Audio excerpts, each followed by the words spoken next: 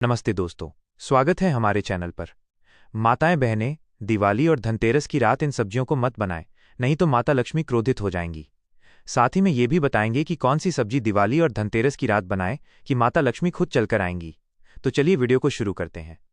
धनतेरस और दिवाली पर माता लक्ष्मी को प्रसन्न करने के लिए सात्विक और शुभ मानी जाने वाली सब्जियां या उनसे बनने वाले व्यंजन बनाए जाते हैं। सबसे खास और शुभ मानी जाने वाली सब्जी है 1. सूरन की सब्जी। सूरन की सब्जी, सूरन को जिमीकंद या याम भी कहते हैं। यह परंपरा मुख्य रूप से उत्तर भारत, खासकर बनारस में प्रचलित है।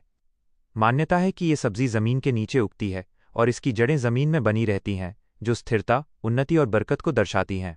इसे खाने से घर में धन और समृद्धि बनी रहती है। इसके अलावा आप निम्नलिखित सात्विक सब्जियां या व्यंजन बना सकते हैं। आलू की सब्जी।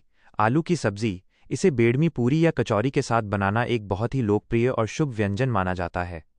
अन्य सात्विक सब्जियां, आप मौसमी सब्जियां जैसे मटर, गाजर, फूल गोभी, बिना प्याज लहसुन के की सब्जी या मिक्स वेजिटेबल मलाई कोफ्ता बना सकते हैं।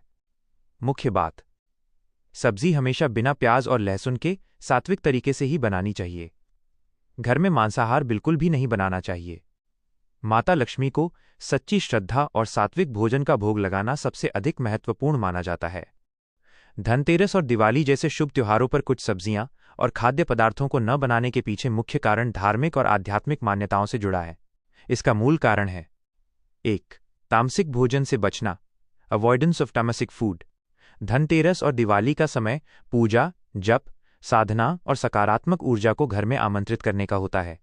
इसलिए इस दौरान केवल सात्विक भोजन बनाने और खाने पर जोर दिया जाता है और तामसिक भोजन से पूरी तरह परहेज किया जाता है। प्याज, ऑनियन और लहसुन गार्लिक, इन दोनों को तामसिक श्रेणी में रखा जाता है। धार्मिक मान्यताओं के अनुसार तामसिक भोजन मन को उत्तेजित करता है, एकाग्रता भंग करता है और आध्यात्मिक ऊर्जा को कम करता है। दिवाली पर देवी लक्ष्मी की आराधना शुद्ध और शांत मन से की जाती है, जिसके लिए सात्विक भोजन अनिवार्य है। मांस मछली, नॉन वेजिटेरियन फूड, ये स्पष्ट रूप से तामसिक होता है और किसी भी पवित्र त्योहार के दौरान इसका सेवन घोर अशुभ माना जाता है। 2. नकारात्मक ऊर्जा का भय। यह माना जाता है कि तामसिक भोजन पकाने या खाने से घर में नकारात्मक ऊर्जा का संचार होता है। चूंकि दिवाली माता लक्ष्मी के आगमन का त्योहार है, इसलिए लोग ऐसा कोई भी कार्य नहीं करना चाहते जिससे घर का माहौल अशुद्ध हो जाए और देवी लक्ष्मी रुष्ट होकर वापस चली जाएं। 3. विशेष सब्जियों को न बनाने का कारण। कुछ सब्जियां जैसे बैंगन, ब्रिंजाल, एग प्लांट को भी कुछ मान्यताओं में इन दिनों में इसलिए नहीं बनाया जाता है क्योंकि कार्तिक माह में वर्जित। कई पंचांगों और क्षेत्रीय परंपराओं के अनुसार कार्तिक के महीने में, जिसमें दिवाली आती है, बैगन खाना वर्जित होता है। बीमारी का प्रतीक। कुछ दालें जैसे सादी मूंग या उड़द दाल और खिचड़ी अक्सर बीमारी के दौरान खाई जाती हैं, इसलिए खुशियों के त्योहार पर इनसे बचा जाता है ताकि ये फीका और बीमारों वाला भोजन न लगे। संक्षेप में, इन सब्जियों विशेषकर प्याज और लहसुन को न बनाने का कारण यह है कि इन्हें तामसिक माना जाता है, जो पूजा और शुद्धता के माहौल के विपरीत है।